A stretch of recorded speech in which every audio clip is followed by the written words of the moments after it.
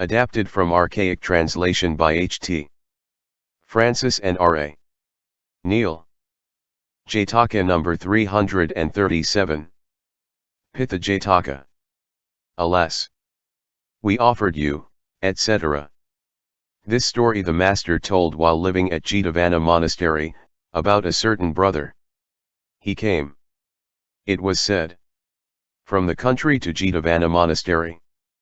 And, after putting away his bowl and robe, he saluted the master and inquired of the young novices, saying, Sirs, who look after the stranger brethren that come to Shravasti city? The treasurer Anathapindika, they said, and the great and holy lay sister Visakha look after the order of the brethren, and stand in the place of father and mother to them. Very good, he said, and next day quite early, before a single brother had entered the house, he came to Anathapindika's door. From his having come at an unseasonable hour there was no one to attend to him. Without getting anything there he went off to the door of Visakha's house. There also from having come too early, he got nothing. After wandering here and there he came back, and finding the rice porridge was all finished, he went off. Again he wandered about here and there. And on his return, finding the rice all finished, he went back to the monastery, and said, The brethren here speak of these two families as faithful believers, but both of them really are without faith and unbelievers. Thus did he go about abusing these families. So one day they started a discussion in the Hall of Truth. How that a certain brother from the country came to the door of certain households too early, and failing to obtain alms went about abusing those families. When the master came and inquired what was the topic the brethren were sitting to discuss, on hearing what it was, he called the brother and asked him if it were true. When the brother said, Yes, your reverence, it is true, the master asked, Why are you angry, brother? Of old, before Buddha arose upon the world, even ascetics when they visited a household and received no alms, showed no anger. And with this he told a story of the olden days.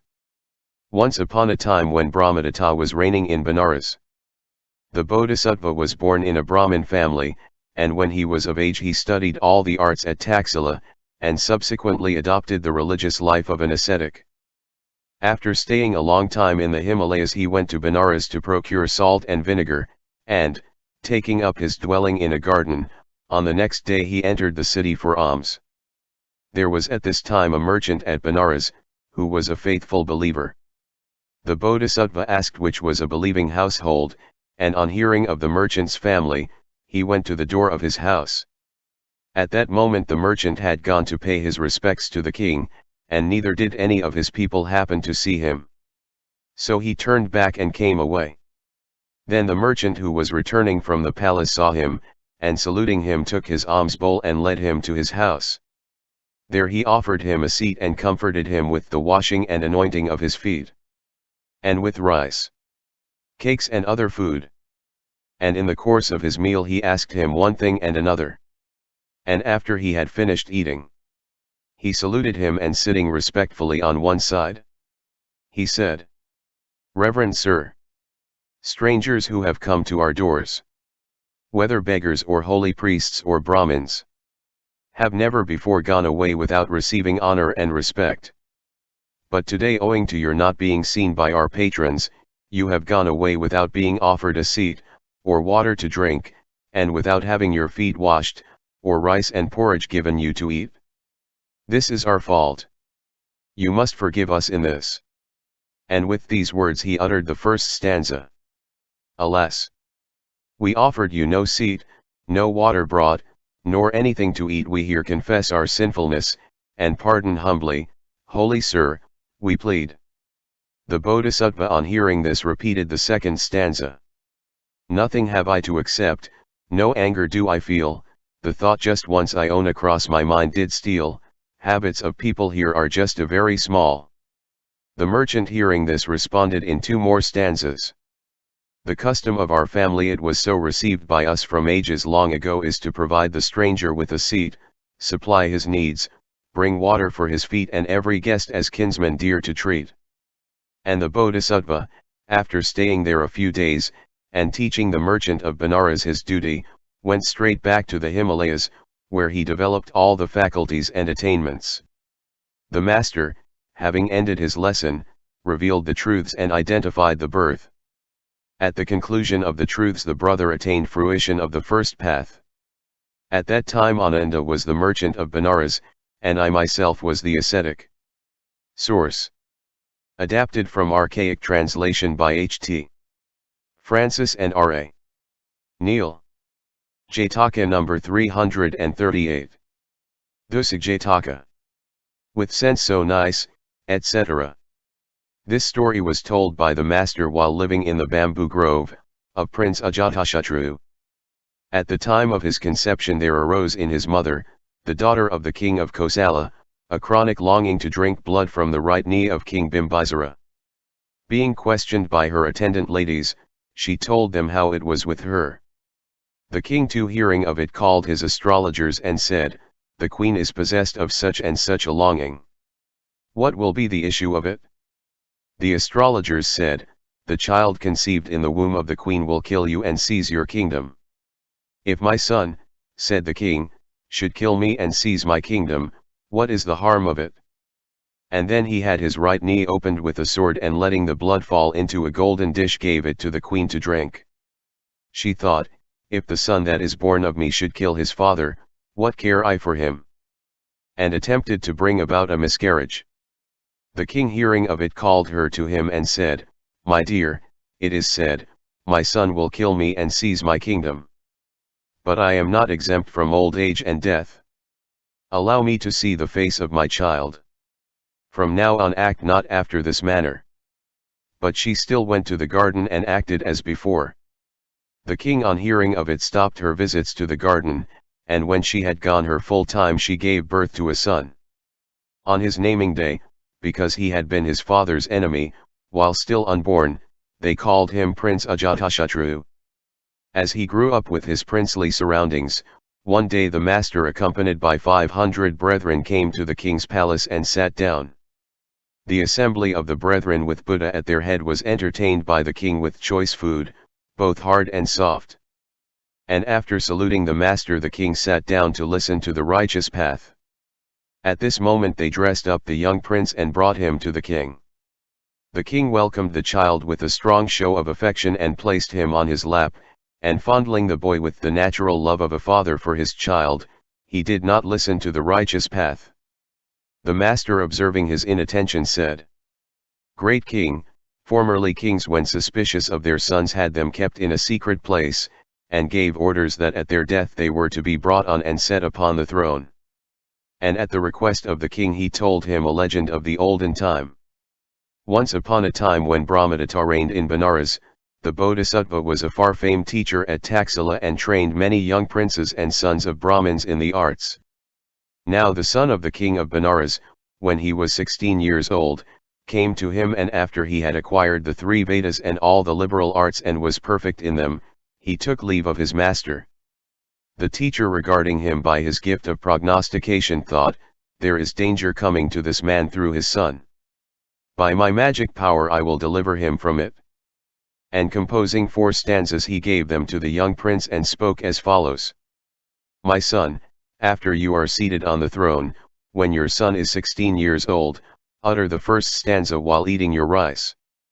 Repeat the second stanza at the time of the great levee. The third, as you are ascending to the palace roof, standing at the head of the stairs, and the fourth, when entering the royal chamber, as you stand on the threshold."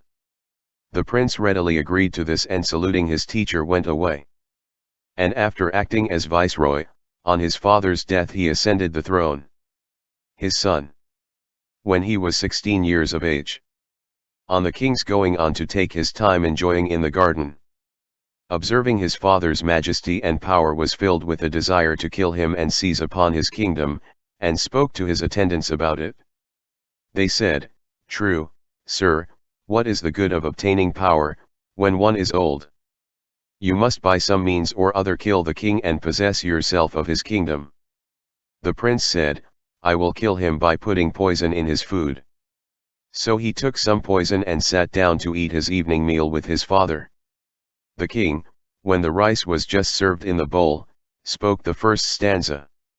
With sense so nice, the husks from rice rats keen are to discriminate. They cared not much the husks to touch, but grain by grain the rice they ate. I am discovered, thought the prince, and not daring to administer the poison in the bowl of rice, he rose up and bowing to the king went away. He told the story to his attendants and said, "Today I am found out. How now shall I kill him?" From this day on they lay concealed in the garden, and consulting together in whispers said, "There is still one thing to do. When it is time to attend the great levee, secure your sword, and taking your stand amongst the councillors, when you see the king off his guard, you must strike him a blow with your sword and kill him." Thus they arranged it.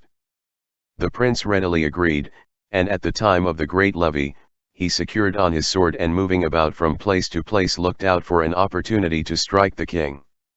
At this moment the king uttered the second stanza. The secret advice taken in the wood by me is understood. The village plot soft whispered in the ear that too I hear. Thought the prince, my father knows that I am his enemy, and ran away and told his attendants.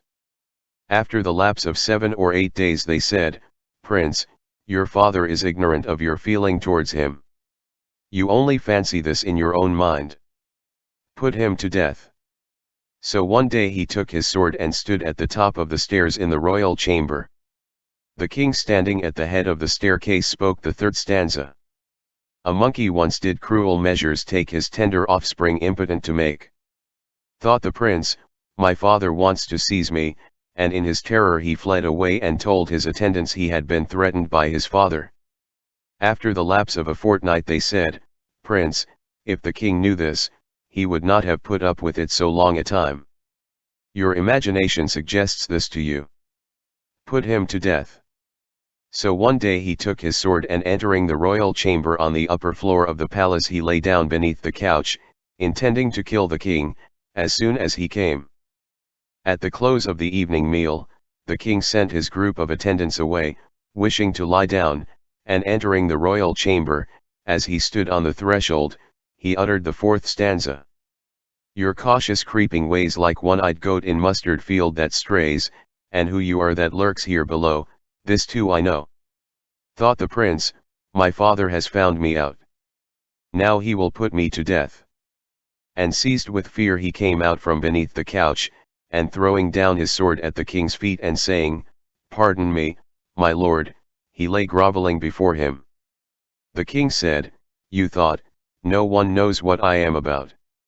And after rebuking him he ordered him to be bound in chains and put into the prison house, and set a guard over him. Then the king meditated on the virtues of the bodhisattva. And in due course of time he died. When they had celebrated his funeral rites, they took the young prince out of prison and set him on the throne. The master here ended his lesson and said, "Thus, sire, kings of old suspected in cases in which suspicion was justified, and told this incident, but the king gave no attention to his words." The master thus identified the birth. At that time the far-famed teacher at Taxila was I myself.